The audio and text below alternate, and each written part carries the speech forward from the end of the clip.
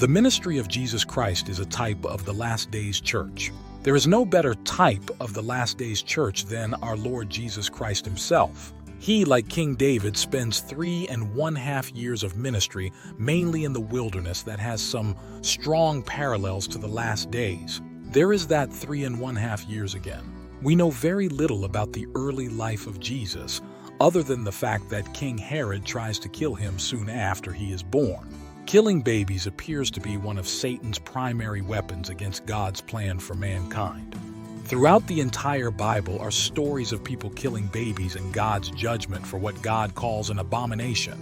As of this video, over 1 billion babies have been aborted in the last 70 years. This is evidence that Satan is very afraid and is pulling out all the stops to prevent the manifestation of the sons of God.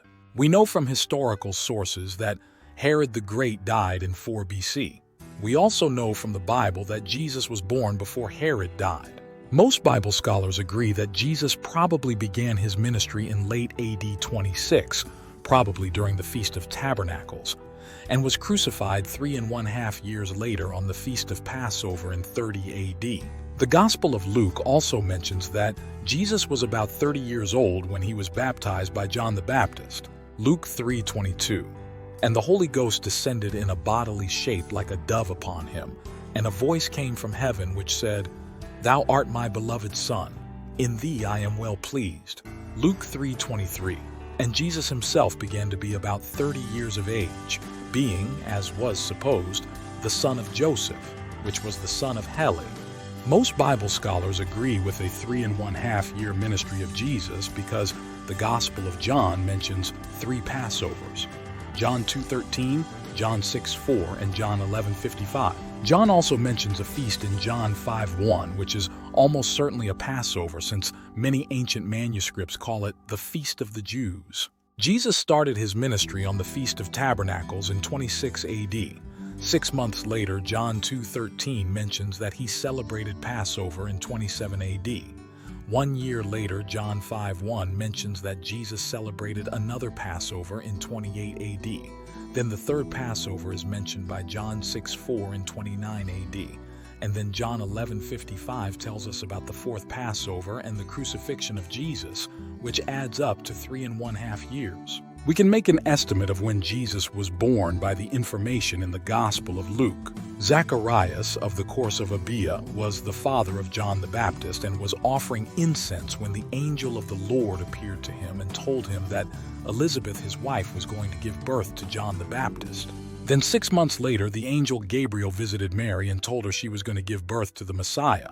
John the Baptist's mother, Elizabeth, most likely became pregnant with John during the month following Zacharias' service in the temple. All the priestly families were required to serve in the temple during the Feast of Pentecost. Using simple math, we can determine that John the Baptist was probably born 9 months later on, or very close to Passover, and Jesus was probably born 6 months later on either Yom Kippur or Sukkot, the Feast of Tabernacles booths.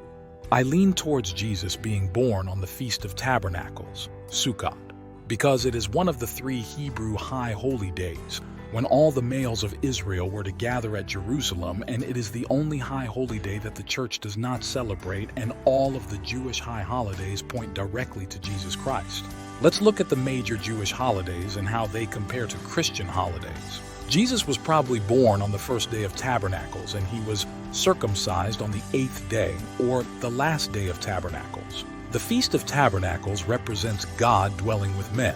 Nehemiah 8:17 and all the congregation of them that were come again out of the captivity made booths, and sat under the booths.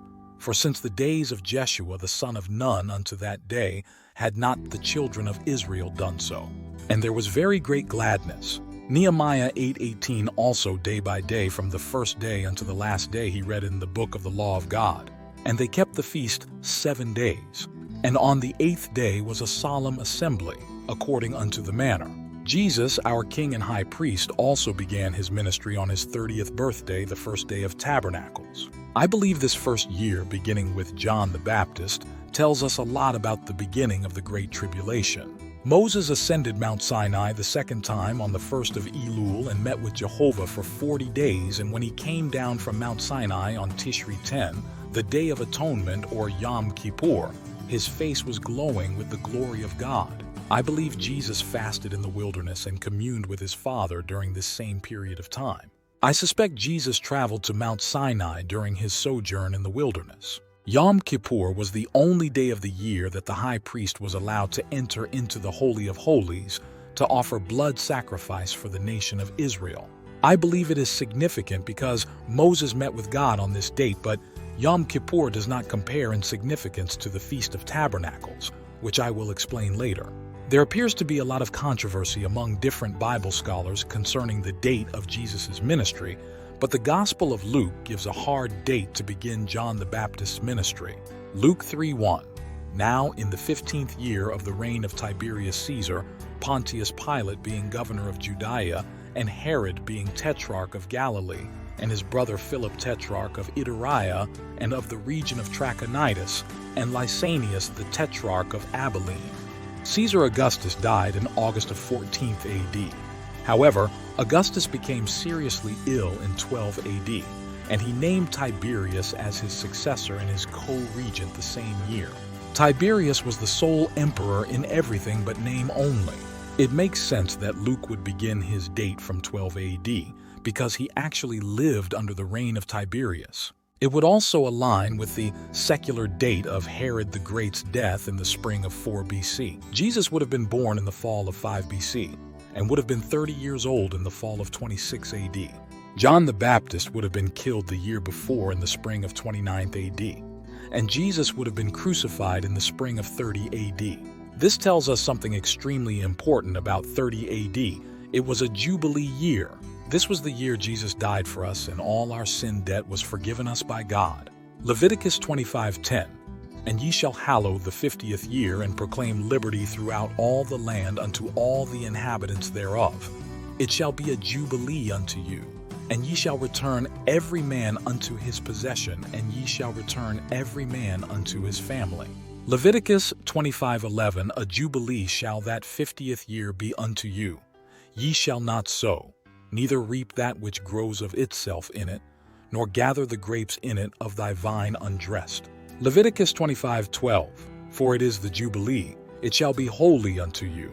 Ye shall eat the increase thereof out of the field. Leviticus 25:13.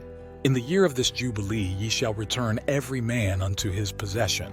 Every 50 years was a year of Jubilee, and in the year of Jubilee all our debts are forgiven, including our most important debt, our sin debt to God. Our possessions are returned, and we do not work because God provides for all our needs. If we know that 30 AD was a Jubilee year, we can count every 50 years and find each Jubilee year afterwards.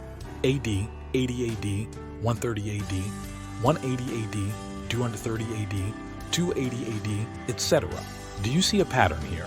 If 30 AD was a Jubilee year, then God's last Jubilees were in 1930 and 1980. The world's next Jubilee, and perhaps its greatest Jubilee, will be on the Passover of 2030.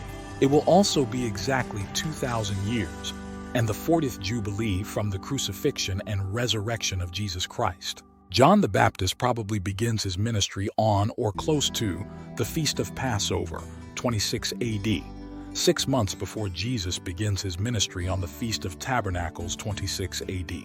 Malachi 4:5.